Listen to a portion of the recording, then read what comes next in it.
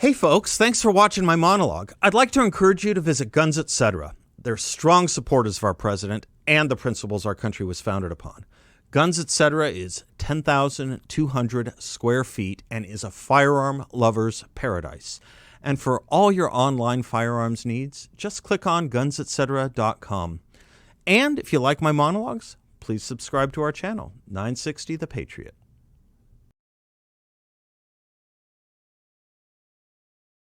Show. Well, welcome back. Happy February 25th, 2020. Well, last night, Bernie Sanders doubled down. Not quite feeling reproached, or at all reproached, for putting in kind words for the Castro's Cuba the day before. He spoke up and put in a kind word for China, saying how much he admired their quest in eradicating income inequality and their reductions of poverty. It is amazing what you can do for a people's economic well-being when you also depend on slavery, child slavery, and imprisonment for religious and dissident beliefs.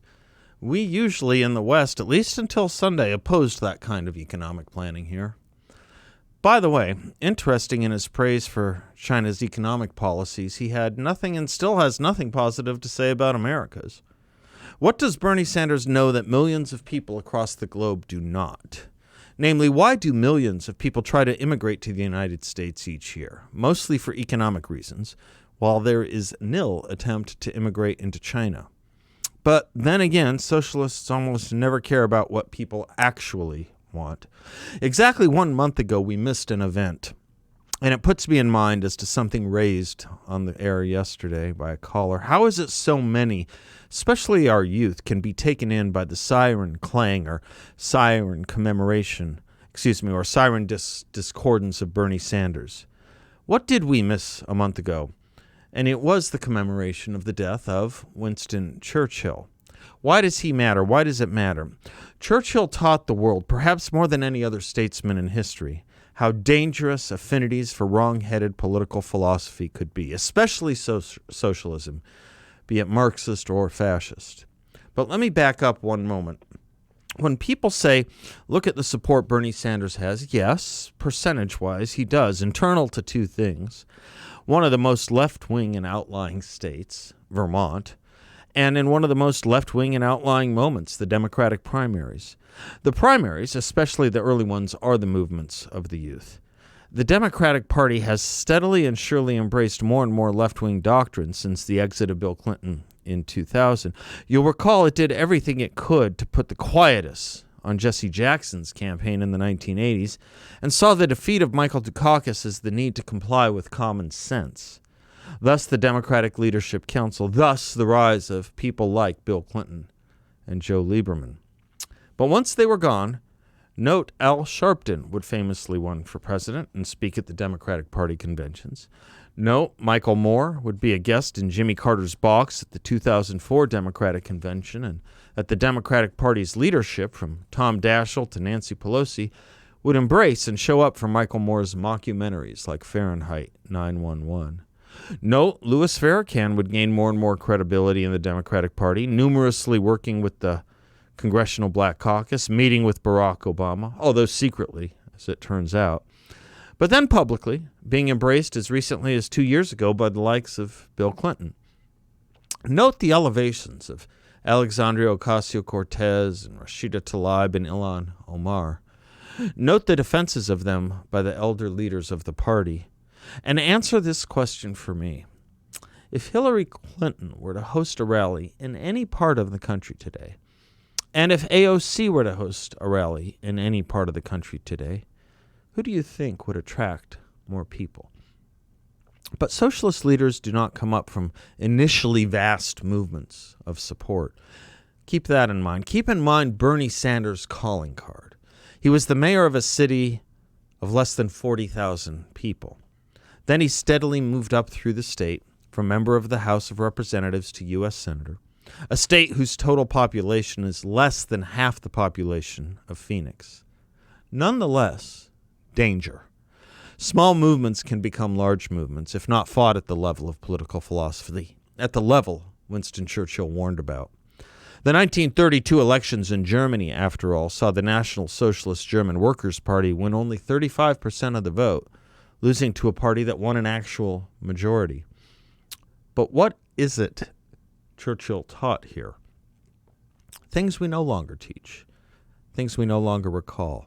Increasing numbers of our youth have no idea about anything regarding the origins or events of World War II, or, for that matter, the Russian Revolution.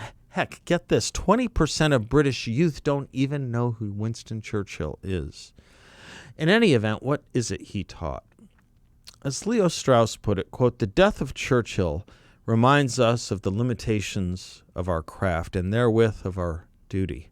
We have no higher duty and no more pressing duty than to remind ourselves and our students of political greatness, human greatness, of the peaks of human excellence. For we are supposed to train ourselves and others in seeing things as they are.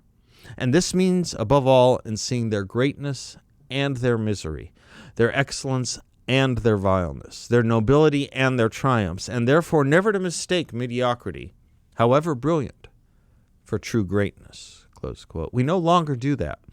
We've either removed value statements about leaders' philosophies and cultures, or we've reversed them in a perverse effort to suppress Western accomplishments and American superiority in the name of diversity and multiculturalism. But to see Castro's leadership or Maoist ethics for what they really are is to see true misery and true vileness. If we're being honest, which we are not, and so we play games. Castro gave us literacy. China gives us economic opportunity. Sure, with despots, concentration camps, and slavery, but yeah. Consider for a moment how this works. One of Bernie Sanders' most famous endorsers is Ilhan Omar, who tried to claim her bona fides as a member of Congress in full with a new biography on Twitter. Here's what she tweeted 2 days ago as her new biography. Quote, "I am hijabi, Muslim, black, foreign-born, refugee, Somali." Close quote. Note, never does she say she is American. Note, she could not be at least 3 of those things in China, not hijabi, not Muslim, not refugee. But these dots are never connected. In fact, I'm not sure there's a country in the world outside of Europe, the United States, or Israel she could be all those things with all the beliefs she does hold. Funny how much she disdains those very countries, the only ones who, in the parlance of our times, would actually respect her agency. But back to Churchill and the dangers of forgetting his lessons to our world, his most important and forgotten lessons just now. If I might quote my teacher, Harry Jaffa, remember Churchill in 1920 attempted in vain to strangle Bolshevism in its cradle. His warnings against Hitler went unheeded until Hitler was on the verge of conquering Europe. Then his war leadership alone prevented Hitler's victory until those nations, hitherto blind to their danger, joined Britain and its empire commonwealth in the battle. It is ironic that Churchill's greatest fame is the result of the fact that his wisdom was disregarded. He is much less well known as the architect of the Cold War, yet the Truman Doctrine, NATO, the Marshall Plan, all flowed from the speeches he gave as leader of the opposition between 1945 and 1951.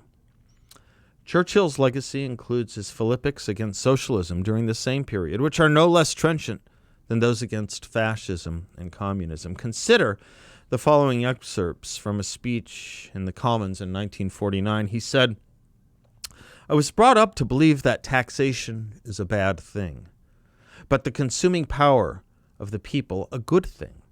That trade should be regulated mainly by the laws of supply and demand, and that apart from basic necessities and great emergencies, the price mechanism should adjust and correct undue spending at home.